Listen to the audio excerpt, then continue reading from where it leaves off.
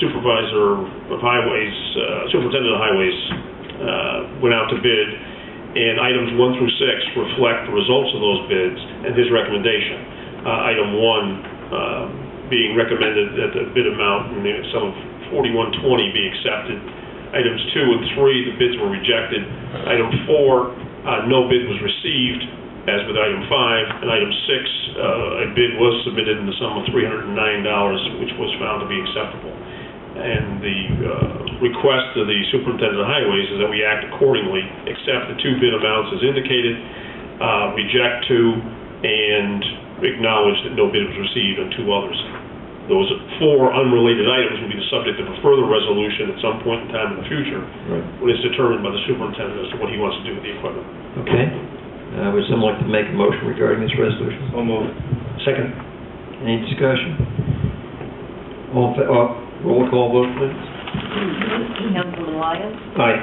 Councilman Capella? Aye. Councilman Newbold? Aye. Supervisor Bloomfield? Aye. Motion carries. Thank you.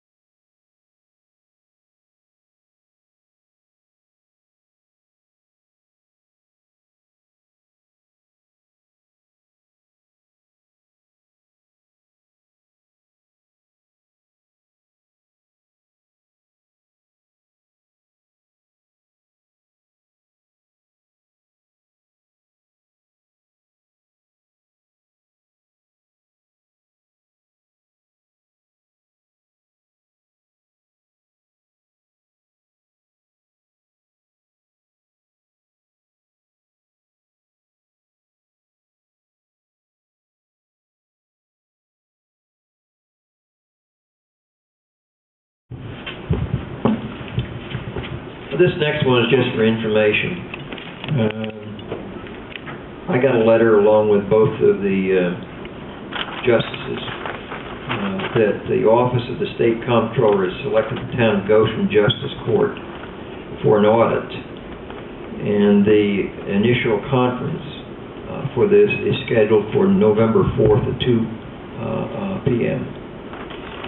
They asked that the 1 board member will be there, which will be myself, and 1 justice who will be there, and I know that Judge Sion will be there. And in the note that he sent to me, that board members are welcome to attend and to ask questions and interact with the audit staff. Now it's interesting because we've been working along on this with our internal auditor on the court records. And so we're going to have Christine, who is our internal auditor, and then Bill Standish, who is our budget officer, to be there as well. So that's just as information. So if we can attend, we should be there? It's up to you whether you want right. to or not. Okay. I mean, I think it's only if you have interest. Okay. Yeah. And I think this is in keeping with, I mean, I noticed that Walkill had a court audit, and there have been others around, so this audit group comes out of, I think it's New Windsor. The next item, I got a request by the budget officer.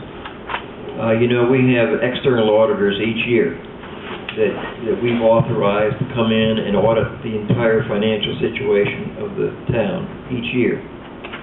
And one of the things that is required now by called GASB number 45, and I don't know if it's a law or New York regulation, and don't ask me what GASB stands for, but anyway, what they've asked us to do is to evaluate or put a value on post-employment benefits for retirees, and to have an actuary do that for us, and then give that information to the auditor so they can complete the audit.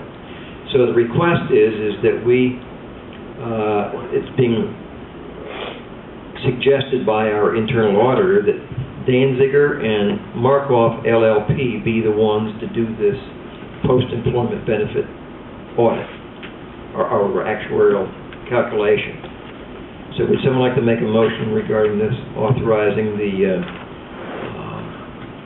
guess, a supervisor to hire this particular consulting company. So moved. Second? Any discussion? Yes. Don't know. What, I would say. Yeah, but it's required. How much they charge now, or? I know that the internal audit is $22,000 that we hired this year. That was Nugent House. Nugent Hauser. This is a little piece of that, and it's nothing like $22,000, but it's be required by law, and since it's a professional service, I think we don't need to be going out and searching for bushes. I was just wondering. I don't know, probably $4,000 or $5,000 Well, if maybe. you're negotiating with them, I'm confident you're the cheapest that we can get. $35, There you go. but it's probably going to be maybe Okay. $2,000 I just to wondered $4,000. when you have something. Right. Okay. And this is a new requirement by the state of New York, and I'm kind of glad to see that in there. Really am. Right. Okay, the next item is under Did finance. we vote on that? Oh, pardon me. Okay, yes, all in favor say aye. Aye. Motion carries, thank you. The next one is under finance. Would someone like to make a motion to authorize the supervisor to pay manual accounts payable check runs for October 21st, 2010, amounting to $8,104.42, and accounts payable check run for October 21st, 2010, amounting to $51,298.78. So moved. Second. Any discussion? All in favor say aye. Aye. Motion carries. It is now open for the privilege of the floor on anything that anybody would like to talk about. Jerry. Seems everybody's getting their fingers in our pie. We got Dan Singer and Markoff, we've got to have them come in here now. We got the Pesh Group, and some other people here. It sounds like government is trying to justify their existence, or,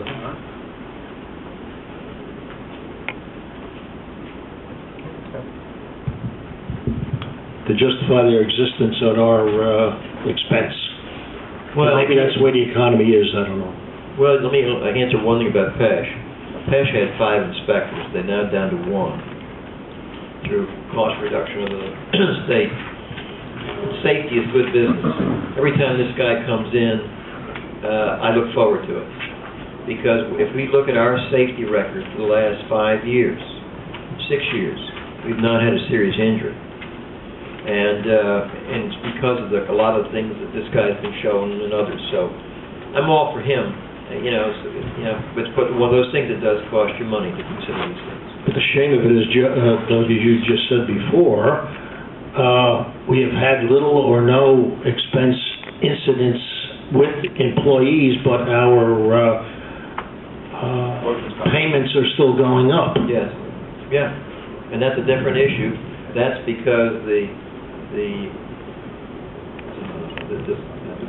I don't know even that. Well, it's the assessment, but it's by the Workmen's Compensation Commission, I think they call it, is spending money, and and they're just the bill comes down to us on our premiums. We can't control what they do, and when you start talking some municipalities taking a 40% hit, or us having good performance taking a 15 to 20% hit, that's not a good thing. No. So I agree with you. It's also unfunded mandates. We've talked about this for years, and they mandate, but they don't fund anything. And, the local taxpayer has to take the hit. I guess that's why we're It's here. not just local taxpayer, it's local businesses. Anybody in New York State who's got workman's compensation pays a lot compared to other states, for whatever that's worth. Okay. Doug, one of the other questions I have, in the executive session, discuss request by New York State Farms, also known as Heritage Estates, to potentially create water and sewer district and/or sewer transportation company. Why are we going into executive session? Negotiation. We are negotiating for a possible sewer district? Strictly speaking, legal? It is legal, and the basis for the executive session is that we're going to be dealing with contract and negotiation items, costs, factors, which are appropriate subjects for an executive session. And there'll be no finalization necessarily, so the public is aware. Any action will be taken in open session, but it's just that there's a number of matters, items, and issues which have to be discussed with the particular applicant. My last question is, I thought we were through with Alturi landfill, but I guess we're not.